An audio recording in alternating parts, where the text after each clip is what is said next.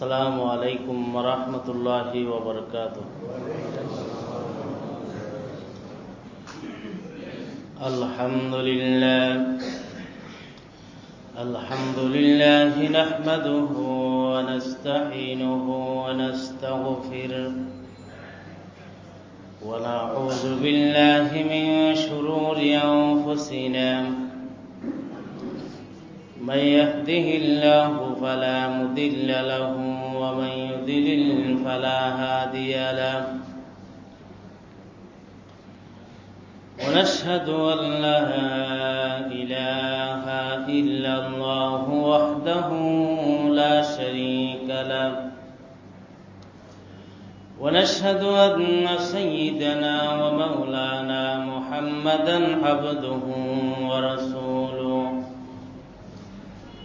أما بعد فقد قال الله تعالى في كلامه المجيد: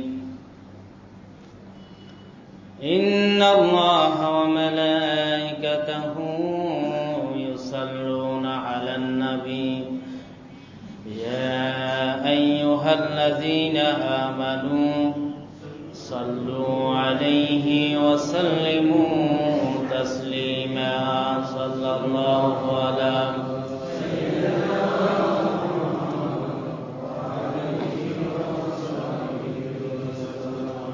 صلى الله على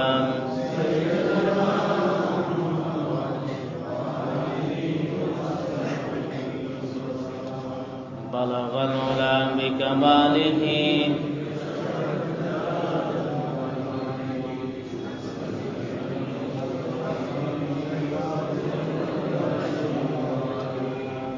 قیامت نو فلک معراج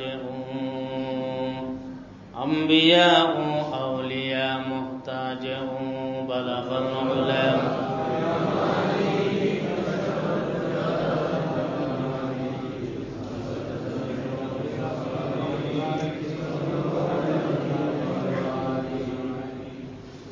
والحبيب الذي ترجى شفاعته لكل هول من الأحوال مقتحم بلغ العلا بكماله كشف الدجى بجماله حسنت جميع خصاله صلوا عليه وآله.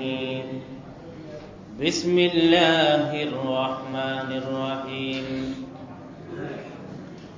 إن الذين يؤذون الله ورسوله لعنهم الله في الدنيا والآخرة وأعد لهم عذابا مهينا.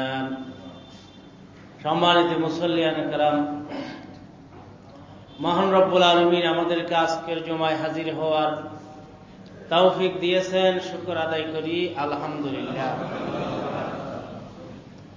চলমান মাস রবিউল আওয়াল মাস। আজকে রবিউল আওয়াল মাসের 12 তারিখ, মহানবীর আগমনের মাস। এই মাস আসলে আমরা বিশ্বনবী সাল্লাল্লাহু আলাইহি ওয়াসাল্লামকে আমরা স্মরণ করি, তার বিভিন্ন জীবনী নিয়ে আলোচনা করি, তার চরিত্র নিয়ে আলোচনা করি, যাতে আমরা তার চরিত্রের মধ্যে নিজের জীবনকে গঠন করতে পারি। এই রবিউল আওয়াল মাস হলো সেই সম্মানিত মাস, যেই মাসের মধ্যে মহামানব মহাসৃষ্টি মুহাম্মদুর রাসূলুল্লাহ সাল্লাল্লাহু আলাইহি ওয়াসাল্লাম দুনিয়ার মধ্যে মা আমিনার গর্ভ হয়ে তিনি দুনিয়ার মধ্যে এতিম অবস্থায় জন্মগ্রহণ করেছেন। তিনি এতিম ছিলেন, কিন্তু আল্লাহ রাব্বুল আলামিন তাকে সম্মান পৃথিবীর মধ্যে দিয়েছেন, এমন সম্মান দিয়েছেন যেই সম্মান পৃথিবীর শুরু থেকে আজ পর্যন্ত আর কেউ লাভ করতে পারেনি। আল্লাহ রাব্বুল আলামিন তাকে সম্মান দেওয়ার জন্য তাকে নিজের কাছে নিয়েছিলেন, মেরাজে নিয়েছিলেন। সেখানে গিয়ে আল্লাহর সাথে সরাসরি কথা বলার সুযোগ হয়েছে এবং আল্লাহ রাব্বুল আলামিন বিশ্ব নবীকে মহান চরিত্রবান বানিয়েছেন। নবী সাল্লাল্লাহু আলাইহি ওয়াসাল্লাম এক সময় বলেছেন, কিয়ামতের ময়দানে মানুষ যখন জান্নাতে যাবে, এক একজন মানুষ এক একটা নবীর চরিত্র অর্জন করবে, অর্থাৎ জান্নাতবাসীরা প্রত্যেক নবীদের স্পেশাল গুণগুলি গ্রহণ করবে। জান্নাতের মধ্যে আদম আলাইহিস সালামের শরীর 60 হাত লম্বা, সেই শরীরটি আল্লাহ রাব্বুল আলামিন সকল জান্নাতবাসীদেরকে প্রদান করবে। পৃথিবীর মধ্যে একজন নবী বাহ্যিক চর্ম সৌন্দর্য বেশি ছিল, তিনি হলেন সাইয়্যিদুনা ইউসুফ আলাইহিস সালাম।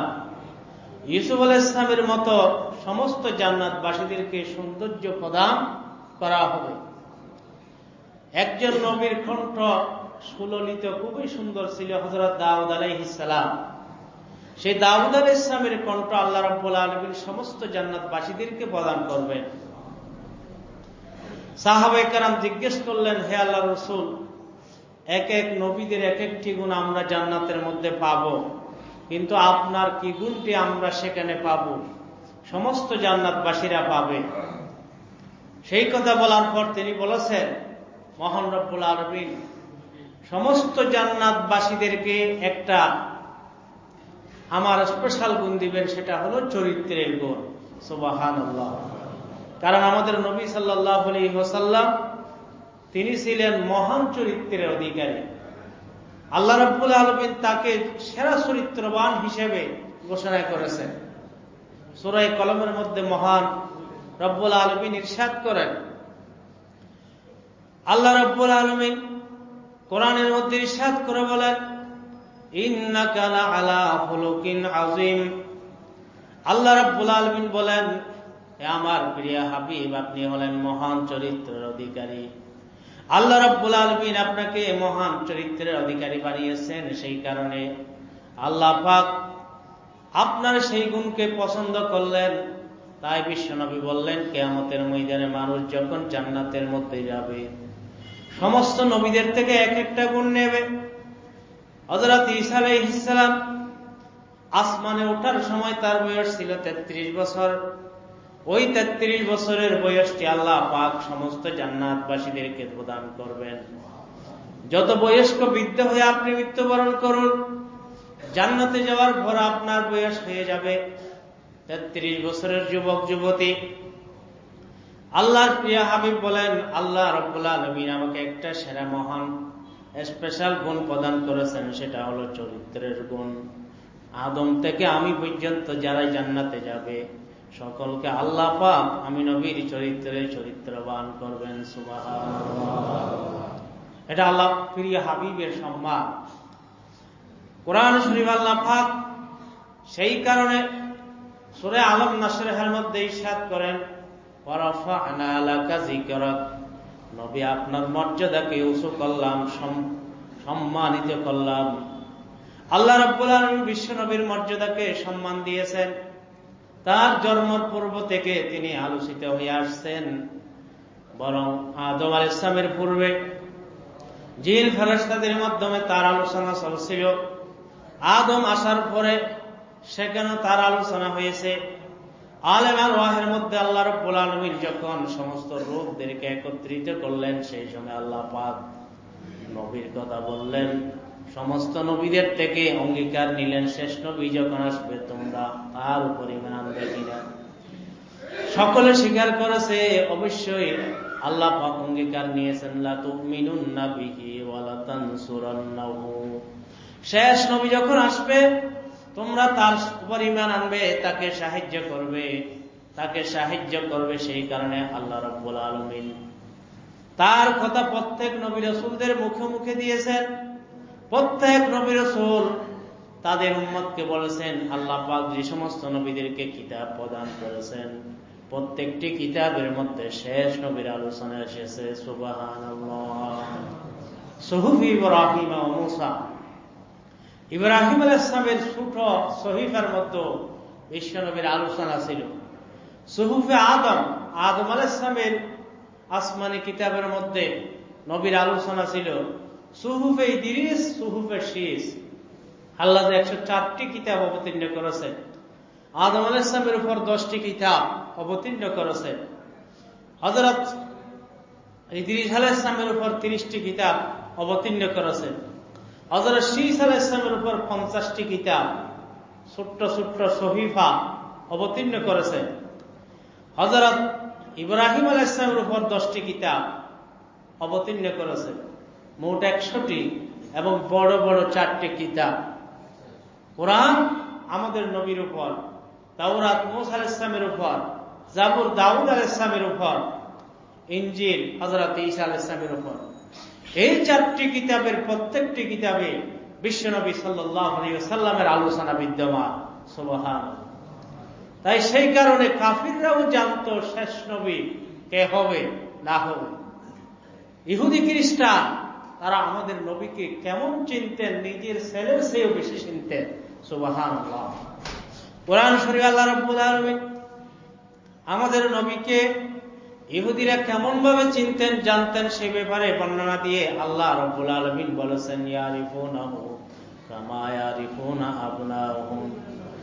নিজেদের ছেলেমেয়ে সম্পর্কে যেভাবে জানে, নিজেদের ছেলেমেয়ের চরিত্র সম্পর্কে যেমন ভাবে জানে, গুণাবলী সম্পর্কে যেমন ভাবে জানে, ঠিক তেমনি ইহুদিরা বিশ্ব নবীকে চিনত, নবীকে জানত।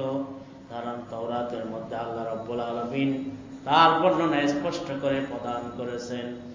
তাই সেই কারণে প্রত্যেক ইহুদি আলিমগণ স্বীকৃতি কপটে করেছিলেন যে ইনি হলেন মুহাম্মদ সাল্লাল্লাহু আলাইহি ওয়াসাল্লাম।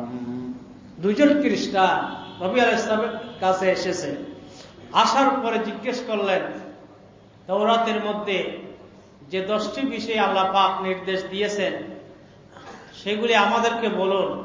সেখানে শিরিক না করার কথা, ব্যভিচার না করার কথা ইত্যাদি রয়েছে। নবী আলাইহিস সালাম সবগুলি বাই সিরিয়াল তিনি বলে দিয়েছেন। তখন সেই খ্রিস্টান দুইজন আলিম, তখন সেই ইহুদির দুইজন আলিম, তারা নবী আলাইহিস সালামকে তার জবানে মুবারক দিয়ে সেই কথাগুলি শোনার পরে তারা সত্যায়ন করলেন। তার হাতের মধ্যে চুমু খেলেন, তার পায়ের মধ্যে চুমু খেলেন। এরপরে নবী আলাইহিস সালাম তাদের দিকে জিজ্ঞেস করলেন, তোমরা আমার স্বীকৃতি দিচ্ছ, আমাকে চুমু খাচ্ছ হাত পায়ে, কিন্তু ইসলাম কেন গ্রহণ করতেছ না? সেই কথা বলার পরে সেই ইহুদি আলিমগণ বলল, আমরা এতদিন পর্যন্ত আমাদের ধারণা ছিল শেষ নবী আমাদের বংশ থেকে আসবে। দাউদ আলাইহিস সালাম আমাদের থেকে অঙ্গীকার নিয়েছিলেন শেষ নবী তাদের বংশ থেকে আসার জন্য, দোয়া করার জন্য। কিন্তু এই মুহূর্তে যদি আমরা আপনার হাতের মধ্যে বায়াত গ্রহণ করি, ইসলাম গ্রহণ করি, সাধারণ মানুষ আমাদেরকে হত্যা করে ফেলবে, সাধারণ ইহুদিরা আমাদেরকে হত্যা করবে। সেই কারণে আমরা আপনার স্বীকৃতি দেওয়া সত্ত্বেও ইসলাম গ্রহণ করতে আমরা পারছি না। আপনার স্বীকৃতি দেওয়া জানা সত্ত্বেও আমরা ইসলাম প্রকাশ্যে গ্রহণ করতে পারতেছি না। আপনার শুধু একটাই কারণ, সাধারণ মানুষ আমাদেরকে হত্যা করে ফেলবে। এবং দ্বিতীয় আরেকটি কারণ, সেটা হলো সাধারণ মানুষগণ যে হাদিয়া তোফা আমাদেরকে দিত সেগুলি বন্ধ হয়ে যাবে। কারণ তারা যখন জানবে যে আমরা হকপন্থী নয়, আমরা এতদিন বাতিল ছিলাম, এখন আমরা অন্য ধর্মে চলে গেছি, তাহলে সুতরাং তখন তারা বলবে আমরা তাদেরকে হাদিয়া তোফা দেওয়াটা বন্ধ করে দেব। সেই কারণে আমরা ইসলাম গ্রহণ করতে পারছি না। তাহলে নবী আলাইহিস সালাম যে শেষ নবী সেটা একেবারে পরিষ্কার ছিল। সকালে যেমন সূর্য উদয় হয় সেখানে যেমন কারো সন্দেহ নেই, ঠিক তেমনি ইনি যে সর্বশেষ নবী তার মধ্যে কোন ধরনের সন্দেহ নেই। শুধু সেই কারণে, লোভের কারণে, দুনিয়াবি লোভের কারণে আমরা এই কুফরি বর্জন করতে পারতেছি না। যুগে যুগে যারা বাতিল, তাদের বাতিল কাজগুলি দুনিয়াবি লোভের কারণে ছাড়তে পারে না। ইহুদিরা ইহুদিয়ত ছাড়তে পারে না তাদের বাতিলের কারণে, লোভের কারণে, দুনিয়াবি লোভের কারণে। খ্রিস্টানরা এভাবে তাদের ধর্ম ছাড়তে পারে না তাদের দুনিয়াবি লোভের কারণে। কারণ তাদের গুরুজন যখন সেটা ছাড়তেছে না, তখন সাধারণ মানুষ ইসলামের দিকে আসতেছে না। এরকম প্রত্যেকটা বাতিলের একই অবস্থা। সেখানে দেখবেন কোনো না কোনো দুনিয়াবি লোভ রয়েছে, লালসা রয়েছে, টাকা পয়সা রয়েছে। তো সেই কারণে আমরা কুসংস্কার বর্জন করতে পারি না, বিদআত শিরক আমরা বর্জন করতে পারি না। তাই সেই ইহুদি আলিমগণ বলেছেন যে আসলে আমাদেরকে হত্যা করবে এবং আমাদেরকে তারা যে সমস্ত সম্পদ দান করত, হাদিয়া উপঢৌকন দিত, সবগুলি বন্ধ হয়ে যাবে। তাই সেই কারণে আমরা আপনার হাতে বায়াত গ্রহণ করতে পারছি না।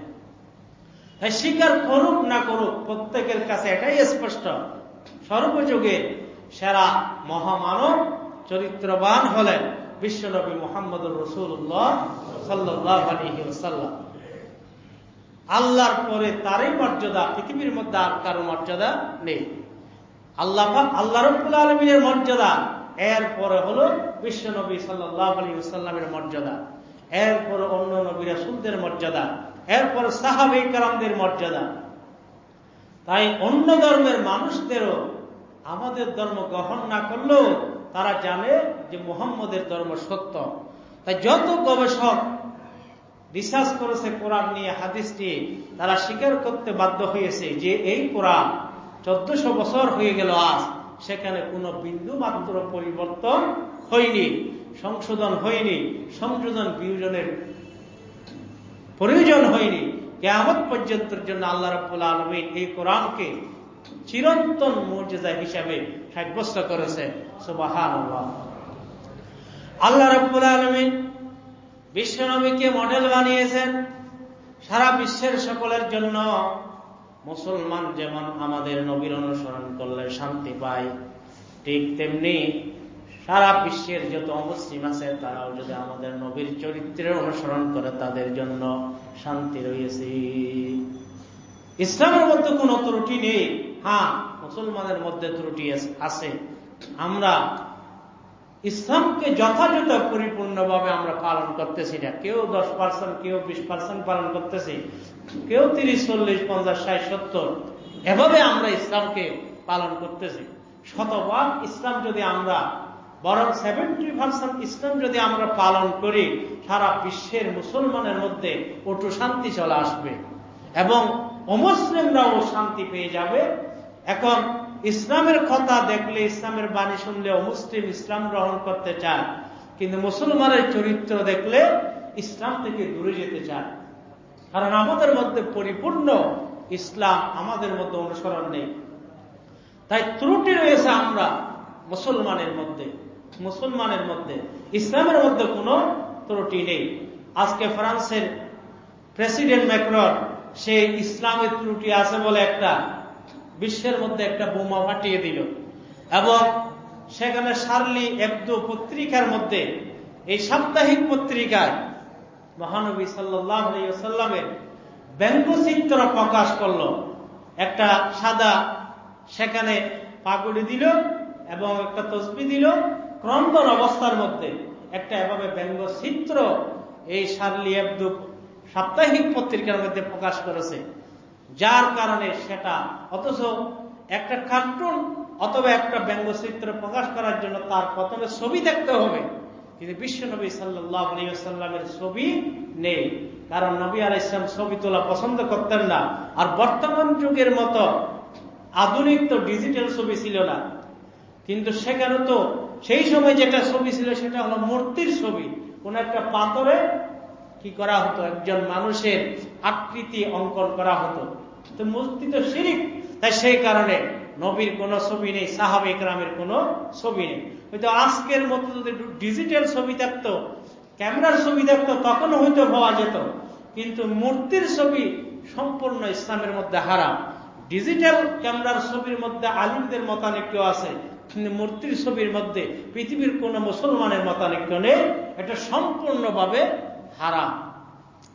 তাই সেই কারণে বিশ্বনবী মূর্তিকে হারাম ঘোষণা করলেন, শিরকের অন্তর্ভুক্ত করলেন। আর আল্লাহর প্রিয় হাবিব বলেছেন, লা তাদখুলুল মালায়েকাতু বাইতান ফীহি কলবুন ওয়ালা তাসাবির। আল্লাহর নবী বলেন, যেই ঘরের মধ্যে কুকুর থাকবে আর যেই ঘরের মধ্যে মূর্তি থাকবে, সেই ঘরের মধ্যে রহমতের ফেরেশতা প্রবেশ করবে না। তাই সেই কারণে নবীর মূর্তির ছবি ছিল না সেই সময়ের মধ্যে। কোন সাহাবা, তাবিন, তবে তাবিন, তাদের মূর্তি ছিল না, তাদের ছবি ছিল না, কারণ সেই মূর্তিগুলি মানুষের জন্য শিরকের বাহন হয়ে গেছে। নূহ আলাইহিস সালামের যুগে যখন নূহ আলাইহিস সালাম আসার পূর্বে তাদের কোনো বড়জন যখন মারা যেত, তখন শয়তান মানুষদেরকে ধোঁকা দিয়েছে, তোমরা তোমাদের সেই বুজুর্গের একটা মূর্তি তোমাদের মেহরাবের মধ্যে রাখো, যাতে তোমরা তাকে দেখলে তোমরা ইবাদতের প্রতি আগ্রহী হয়ে যাও। কিন্তু এরপর একটি যুগ অতিক্রম হওয়ার পর তারপর বলেছে যে আসরের মধ্যে তোমাদের পূর্বপুরুষগণ এদের এই মূর্তিগুলির ইবাদত করত, তোমরাও এদেরকে সিজদা করো। এবং শিরিক শুরু হয়ে গেছে হযরত মূসা আলাইহিস সালামের যুগের মধ্যে। সেই কারণে আল্লাহ রাব্বুল আলামিন আমাদের শরীয়তের মধ্যে সেই মূর্তিকে কিয়ামত পর্যন্তের জন্য হারাম ঘোষণা করেছেন। একজন ব্যক্তি সে অঙ্কন করত, মূর্তি বানাইতো, মূর্তি বানাইয়া মানুষের মধ্যে বিক্রি করত। নবী আলাইহিস সালামকে বললেন, ইয়া রাসূলুল্লাহ, আমি তো ভালো অঙ্কন করতে জানি, মূর্তি বানাই বিভিন্ন মানুষের, প্রাণীদের। নবী আলাইহিস সালাম বলেছেন যে এই মূর্তি বানানো ইসলামের মধ্যে হারাম। তখন সে বলল, তাহলে তো আমার জীবিকা উপার্জনের আর কোনো পথ নেই। তখন নবী আলাইহিস সালাম বলেছেন, তুমি যদি জীবিকা অর্জন করতে চাও অঙ্কনের মাধ্যমে, তাহলে তুমি একটা কাজ করো, প্রাণী ছাড়া অন্য বিষয়ের মূর্তি বানাও, অন্য কিছুর ছবি অঙ্কন করো। গাছের ছবি, ফুলের ছবি অঙ্কন করা বৈধ, রাখাও বৈধ, অঙ্কন করাও বৈধ। কোন প্রাণীর ছবি বানানো, মূর্তি বানানো ইসলামের মধ্যে সম্পূর্ণ হারাম। কিয়ামতের ময়দানে আল্লাহ পাক সে অঙ্কনকারীকে বলবে, তুমি কি করো, দুনিয়ার মধ্যে এই প্রাণী বানিয়েছিলে, আজকে সেই প্রাণীর মধ্যে তুমি রূহ দাও। যখন দিতে পারবে না, কারণ রূহ দেওয়ার একমাত্র মালিক হলেন মহান রব্বুল আলামিন, তখন আল্লাহ পাক তাকে জাহান্নামে পাঠিয়ে দিবেন, নাউযুবিল্লাহ। তাই ফ্রান্সের সেই পত্রিকার মধ্যে এটা আসলে ষড়যন্ত্র করে মুসলমানদের মধ্যে উত্তেজনা করার জন্য, মুসলমানের নবীকে হেয় করার জন্য সেটা করেছে। অথচ উচিত ছিল কোন পত্রিকা যদি এটা করে, রাষ্ট্রীয়ভাবে সরকার তাকে শাস্তি দেওয়া, সেই পত্রিকাকে বাজেয়াপ্ত করে দেওয়া। বরং তারা সেই খ্রিস্টানগণ পরিকল্পিতভাবে সেই কাজটা করেছে, যাতে খ্রিস্টানদেরকে তারা ঐক্যবদ্ধ করতে পারে মুসলমানের বিরুদ্ধে, আরেকটা ক্রুশের যুদ্ধ এভাবে চালিয়ে যেতে পারে। না হলে যেই পত্রিকা ছাপানো হয় সাপ্তাহিকভাবে 60,000, কিন্তু সেই সময় নবীর কার্টুন দিয়ে সেখানে 30 লক্ষ পত্রিকা ছাপানো হলো। কেন? এটা একটা পরিকল্পিতভাবে রাষ্ট্রীয়ভাবে সেটা করা হয়েছে। এবং এরপরে ম্যাক্রন রাষ্ট্রপ্রধান বলেছে ইসলামের মধ্যে সমস্যা রয়েছে। অথচ 1400 বছরের ইতিহাস, পৃথিবীর কোন বিজ্ঞানী ইসলামের সামান্য ত্রুটিও তারা সেখানে বের করতে পারেনি। কোরআন নিয়ে অনেক গবেষণা হয়েছে, কিন্তু কোরআনের বল এ পর্যন্ত কেউ ধরতে পারেনি। সবাই স্বীকার করতে বাধ্য হয়েছে এই কোরআন পৃথিবীর আর কোন মানুষের হতে পারে না, বরং এটা হলো একমাত্র মহান রব্বুল আলামিনের। সুবহানাল্লাহ। বাকি যে 103টি কিতাব রয়েছে সবগুলি পরিবর্তন হয়ে গেছে, বিকৃত হয়ে গেছে, তাদের নাজিল হওয়ার অবস্থার মধ্যে তারা নেই। সেই কারণে উলামায়ে কেরাম বলেন, আল্লাহর প্রিয় হাবিব সাল্লাল্লাহু আলাইহি ওয়াসাল্লামের সার্টিফিকেট আল্লাহ রাব্বুল আলামিন কোরআনের মধ্যে দিয়েছেন, ইন্নাকা লাআলা খুলুকিন আযীম। নবী আপনি মহান চরিত্রের অধিকারী, আপনাকে সেখানে ডক্টরেট ডিগ্রি দিলাম। আল্লাহর নবীর চরিত্র নিয়ে যে কেউ গালি দেবে, আলিমদের মত হলো কোন মুসলমান যদি নবীকে গালি দেয় তখন তার ঈমান থাকবে না, মুরতাদ হয়ে যাবে। সাহাবায়ে কেরামকে গালি দিলে কাফির হই না, সাহাবায়ে কেরামকে গালি দিলে কবিরা গুনাহে লিপ্তকারী ফাসিক হয়ে যায়। কিন্তু নবীকে গালি দিলে তার ঈমান থাকবে না, সে মুসলমান হলে সে মুরতাদ হয়ে যাবে। মুরতাদের শাস্তি হলো তাকে হত্যা করা, যদি তওবা না করে। 3 দিনের মধ্যে যদি সে তওবা করে ফিরে না আসে তাহলে তাকে হত্যা করা, এটাই হলো মুরতাদের শাস্তি।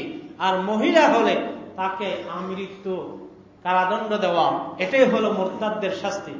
কোন পুরুষ মুসলমান যদি মুরতাদ হয়ে যায় 3 দিনের ভিতর তওবা করতে হবে, না হলে তাহলে হত্যা করতে হবে। মহিলা যদি মুরতাদ হয়ে যায় তার শাস্তি হবে, তাকে তওবার সুযোগ দেওয়া হবে, না হলে মৃত্যু পর্যন্ত তাকে বন্দী রাখা হবে। যখনই সে তওবা করবে তখন তাকে মুক্তি দেওয়া হবে। আর অমুসলিম যদি সে নবীকে গালি দেয় তাহলে তার শাস্তিও হত্যা। মুসলমান রাষ্ট্রে যদি কোনো মুসলমান নবীকে গালি দেয় তাহলে রাষ্ট্রীয়ভাবে তাকে হত্যা করা, এটা হলো ইসলামী শাসনের আইন। আর অমুসলিম দেশে হলে এটা দাবি জানাইতে পারে, প্রতিবাদ করতে পারে, যেমন বর্তমান হচ্ছে। সারা বিশ্বের মধ্যে সেই প্রতিবাদটা হচ্ছে এবং সারা বিশ্বের বিভিন্ন সংগঠন প্রতিবাদ করতেছে এবং ধার্মিক মানুষগণ তারা এই ফ্রান্সের বিভিন্ন পণ্যকে তারা বর্জন করতেছে, কারণ যাতে তারা বাধ্য হয়ে সেটা ক্ষমা চায়। ম্যাক্রন সহ যারা সেই পত্রিকা সেই কাজটা করেছে, আপনারা প্রত্যেকদিন দেখতেছেন যে হাজার হাজার মানুষ সেই পণ্যকে তারা ফেলে দিচ্ছে। কিন্তু আপনি কোন একটা ফ্রান্সের পণ্য যদি আপনি ঘরে কিনে রেখেছেন, ফেলে দেওয়ার দরকার নেই। নতুন ভাবে যদি আপনি করে না করেন এটাই যথেষ্ট। নতুন ভাবে আপনি আমদানি না করেন, ব্যবহার না করেন, এটাই যথেষ্ট। তাই এভাবে এটা একটা তাদেরকে অনেকে দেখতেছে সাইবার হামলা করে তাদের অনেক ওয়েবসাইটকে ধ্বংস করে দেওয়া হচ্ছে, যেগুলির কারণে তাদের কোটি কোটি বিলিয়ন ডলার ক্ষতি হচ্ছে। কারণ এটাও একটা মোকাবেলা প্রতিরোধ করা একটা উপায়, যাতে সারা বিশ্বের মানুষের সেই অনুভূতির মাধ্যমে সারা বিশ্বের কাফিররা বুঝতে পারে, খ্রিস্টান ইহুদিগণ বুঝতে পারে যে মুসলমানগণ নবীকে কেমন মহব্বত করে।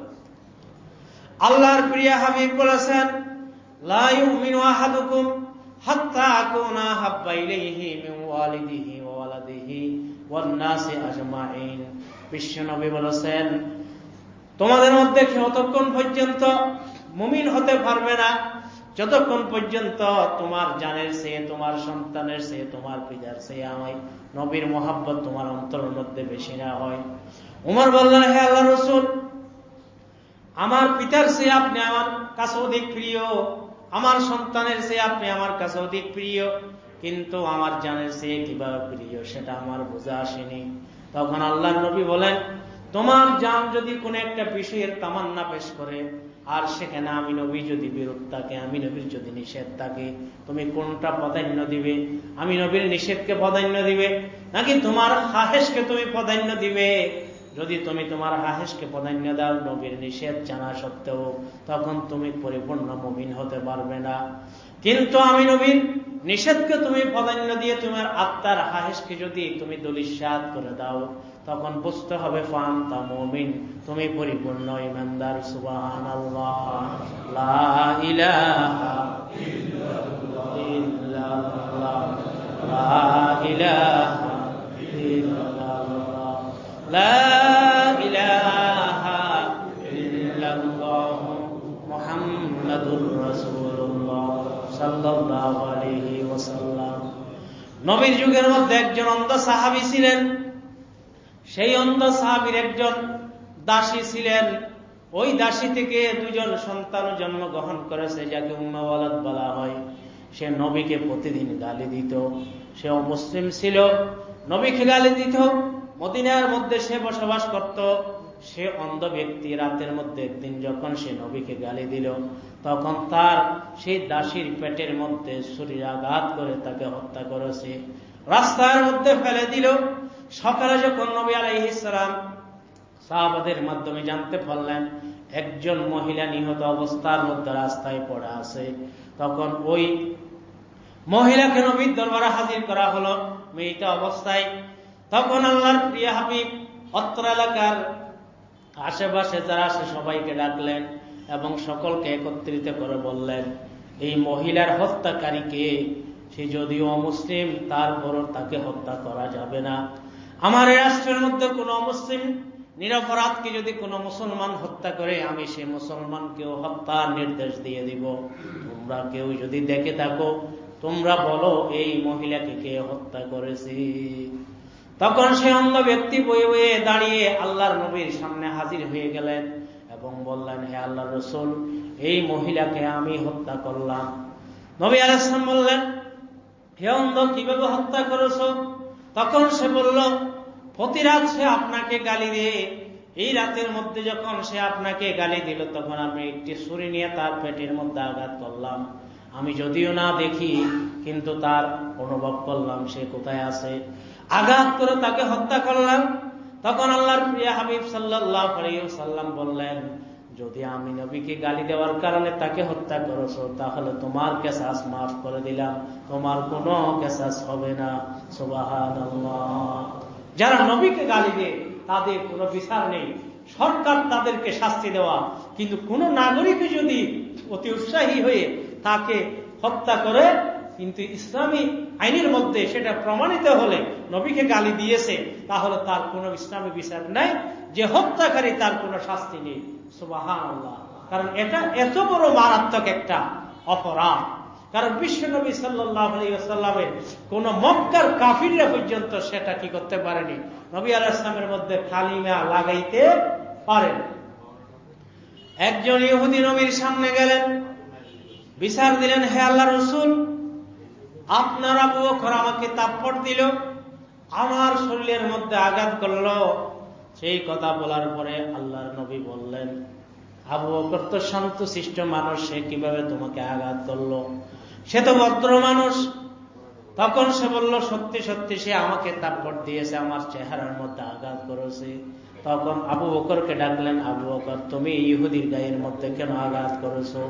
তখন সেই কথা বলার পরে আল্লাহর প্রিয় হাবিব সাল্লাল্লাহু আলাইহি ওয়াসাল্লামকে সে জবাব দিলেন, হে আল্লাহর রাসূল, তিনি আপনাকে গালি দিয়েছেন, আল্লাহকে গালি দিয়েছেন, আল্লাহকে ফকির বলেছেন। সেই কারণে আমার ব্যক্তিগত স্বার্থের কারণে আমি তাকে আঘাত করিনি, বরং আল্লাহকে ফকির বলার কারণে আমি তার মধ্যে আঘাত করেছি। আল্লাহর প্রিয় হাবিব সাল্লাল্লাহু আলাইহি ওয়াসাল্লাম বলেছেন, আবু বকর, তুমি এর পক্ষে তুমি দলিল দাও। সেই কথা বলার পরে আবু বকর বললেন, অন্য তৃতীয় কোনো ব্যক্তি ছিল না, আমি কিভাবে দলিল দিব? তখন সেই কথা বলার পরে আবু বকর রাদিয়াল্লাহু তাআলা নিশ্চুপ ছিলেন। মহান রব্বুল আলামিন আয়াত নাযিল করলেন এবং বলে দিলেন, নিশ্চয় আল্লাহ পাক শ্রবণ করেছেন, এই ইহুদি বলেছে, ইন্নাল্লাহা ফাকীরুন ওয়া নাহনু আগনিয়া, নিশ্চয় আল্লাহ ফকির, আল্লাহ মিসকিন, আর আমরা ইহুদিরা হলাম ধনী। আল্লাহ রাব্বুল আলামিন আবু বকরের পক্ষে যখন সাক্ষী দিলেন, আল্লাহ পাকের সেই সাক্ষী দেওয়ার পরে নবী আলাইহিস সালাম বললেন, হে ইহুদি, তোমাকে আঘাত শাস্তি কম করেছে, তুমি আল্লাহকে গালি দিয়েছো, সেই কারণে তোমার আর বিচার হবে না। তুমি নবীকে গালি দিয়েছো, তোমার বিচার হবে না, অর্থাৎ তোমাকে যদি কেউ আঘাত করে তার জন্য বিচার নাই, এটাই হলো তোমার বিচার। তাই সেই কারণে নবী সাল্লাল্লাহু আলাইহি ওয়াসাল্লামকে গালি দেওয়া মারাত্মক অপরাধ। কোন অমুসলিমও, বরং ইসলামের শিক্ষা হলো তোমরা অন্য কোন নবীকেও গালি দিবে না। ইসলাম সমস্ত নবীকে স্বীকৃতি দেয়। ইহুদির নবী বলেন 1,02,24,000 পয়গম্বর, প্রত্যেক উম্মতের নবীকে ইসলাম স্বীকৃতি দেয় এবং প্রত্যেক নবীর নাম সম্মানের সহিত নেয়। ঈসা আলাইহিস সালাম খ্রিস্টানের নবী, মূসা আলাইহিস সালাম ইহুদিদের নবী। ইসলাম ভদ্রতা শিখায়, প্রত্যেক নবীকে একটা সম্মানজনক দিয়ে তাদেরকে ডাকার জন্য ইসলামের মধ্যে নির্দেশ রয়েছে। আদম আলাইহিস সালাম বলে, আলাইহিস সালাম মানে আল্লাহ তার উপর শান্তি বর্ষণ করুন। তা আমরা যখনই খ্রিস্টানের নবীর নাম নিয়ে শান্তির জন্য দোয়া করি আলাইহিস সালাম, যখন ইহুদিদের নবী মূসা, হারুন, দাউদের নাম নিয়ে আমরা তখনই তাদের জন্য দোয়া করি মূসা আলাইহিস সালাম। কারণ ইসলাম কোন নবীকে অস্বীকার করে না। আবার হ্যাঁ, তাদেরকে স্বীকৃতি দিব, আমল করব শেষ নবী মুহাম্মদুর রাসূলুল্লাহ সাল্লাল্লাহু আলাইহি ওয়াসাল্লাম। কারণ তিনি হলেন আন্তর্জাতিক নবী, তাকে আল্লাহ পাক এমন ভাবে মর্যাদা দিয়েছে, কিয়ামতের ময়দানে সবচেয়ে বেশি সুপারিশ কবুল হবে এই বিশ্ব নবী মুহাম্মদুর রাসূলুল্লাহ সাল্লাল্লাহু আলাইহি ওয়াসাল্লাম। সেই কারণে কবি বলেছেন, ওয়াল হাবিবুল্লাযী তুরজা শাফাআতুহু লিকুল্লি হাওলিন মিনাল আহওয়ালি মুক্তাহিমি। উনি হলেন এমন আল্লাহর হাবিব, যার সুপারিশ কিয়ামতের ময়দানে আশা করা যায়। আল্লাহ রাব্বুল আলামিন প্রত্যেক বিপদস্থলের মধ্যে তার সুপারিশ কবুল করবেন। সুবহানাল্লাহ। একজন খ্রিস্টান নবীকে গালি দিত, সে গালি দেওয়ার কারণে যখন তার মৃত্যুবরণ হয়ে গেল, কেউ অনেক খ্রিস্টান নবীকে স্বীকার করত কিন্তু মুসলমান হতো না, অনেক ইহুদি নবীকে স্বীকার করত কিন্তু মুসলমান হতো না, কিন্তু নবীকে গালিও দিত না। ওই খ্রিস্টান গালি দেওয়ার পরে যখন তাকে দাফন করলো, রাত্রে দাফন করে চলে আসলো, সকালে দেখলো তার লাশ মাটির উপরে। অর্থাৎ যে ব্যক্তি নবীকে গালি দিয়েছে তাকে হজম করেনি, তার লাশকে মাটি থেকে বের করে দিলেন। এরপরে খ্রিস্টানরা মনে করেছে মোহাম্মদের বাহিনী রাত্রের মধ্যে এই কবর খনন করে এই লাশটাকে বেইজ্জতি করেছে, মাটির উপর তুলে দিয়েছে। তখন তারা দ্বিতীয় দিন আবার গভীর গর্ত করে তাকে দাফন করেছে। তখন দেখা গেল আর তৃতীয় দিন তারা মনে করলো আসলে মোহাম্মদের বাহিনী এটা ষড়যন্ত্র করতেছে, এই লাশকে বের করে দিচ্ছে। তখন তৃতীয় দিন আরো গভীরের মধ্যে তারা দাফন করলো এবং পাহারাদারের ব্যবস্থা করলো, কিন্তু দেখলো কোনো মানুষ আসে নাই। জমিন থেকে ওঠো, সেই লাশটা বের হয়ে আসতেছে। সুবহানাল্লাহ। খ্রিস্টান বুঝতে পেরেছে শেষ নবীকে গালি দেওয়ার কারণে সেই জমিন তাকে আর গ্রহণ করতেছে না। তখন তারা সেখানে ময়দানের মধ্যে ফেলে দিল যাতে প্রাণীদের খোরাক হয়ে যায়। সুবহানাল্লাহ। এবং যারা নবীর সাথে বেয়াদবি করে যুগে যুগে আল্লাহ পাক তাদের জন্য শাস্তির ব্যবস্থা করেছেন। নবী আলাইহিস সালামের দুই মেয়ে, আবু লাহাবের দুই ছেলে বিবাহ করেছিল উতবা, উতাইবা। কিন্তু নবী আলাইহিস সালাম নবুয়তের দাবি করার পর আবু লাহাবের নির্দেশে ওই দুই ছেলে নবীর মেয়েকে তালাক দিয়ে ফেলেছিল। একজন যায়নাব, আরেকজন ছিল উম্মে কুলসুম। এবং সে উতবা নবীর দরবারে এসে বেয়াদবিমূলক আচরণ করলো, নবীর চেহারা মুবারকের মধ্যে থুতু নিক্ষেপ করলো। এবং সেই কথা বলার পরে নবী আলাইহিস সালাম তার জন্য বদদুয়া করলেন, আল্লাহুম্মা সাল্লিত আলাইকা সাল্লিত আলাইহি খালবাম মিন কিলাবিক। হে আল্লাহ, বনের সিংহ থেকে একজন সিংহকে, তার সিংহের জন্য তাকে খোরাক বানিয়ে দিন। আল্লাহ নবী বদদুয়া করলেন।